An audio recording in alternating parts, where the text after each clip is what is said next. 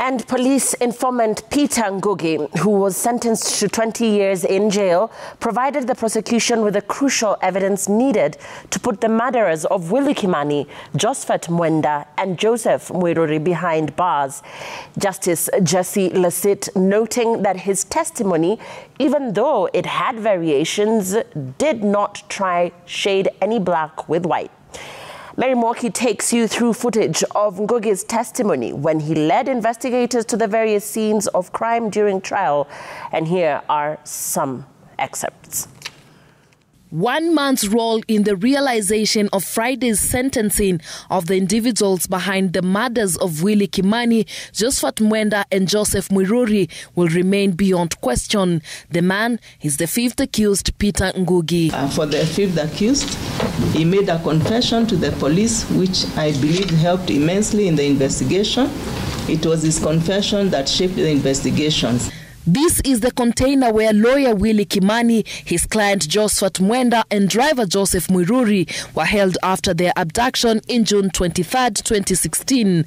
The three were abducted after leaving the Mavoko law courts in Machakos County on the same day. They were leaving a court session in Mavoko where Mwenda had filed a case against Frederick Leliman.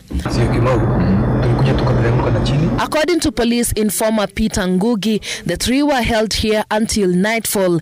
Ngugi told investigators that after nightfall, the three victims were bundled into 2 vehicles and driven to this site, where one by one they were murdered by the first accused, Frederick Leliman, who strangled them. Sasa ya tatu. Hivyo. Kunyonga, kuweka gunia. Hata hiyo iliweka gunia ngapi? In the chilling account, Ngugi reconstructed the scene of crime, showing where the 3 victims were strangled. He pointed to the site where lawyer Willie Kimani was strangled a few paces, as was indicated by this police marker, the second site where Josephat Mwenda was strangled, and finally he walked and stood on this spot where the third victim, Joseph Muiruri, also met his brutal end, also by strangulation. Ngugi went on to say how they then stuffed the 3 bodies in gunny sacks. Sasa huyu jamaa mmoja huyu Kamenjo yule akwambia mwenye kitabu akasuggest akasema kuna mahali hawa watu wanaweza tupwa, mahali kunaitwa Dokusabu. The first accused, Frederick Leliman, drove off from the scene of the murders with 1 body in the trunk of his vehicle, while Ngugi followed him carrying 2 bodies in his car's trunk. They arrived at this bridge in Old Donyo Sabuk and sat in their vehicles for some time, waiting for the area to clear before they could dump the bodies. Walitupa ile mwili moja, Kamenjo wajenda na gari straight. Naye Mwangi akaja kwa bridge amesimama.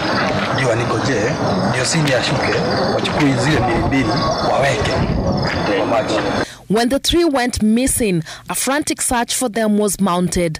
Unbeknown to the search teams, their decomposing, lifeless bodies were floating in the river and were retrieved a week later.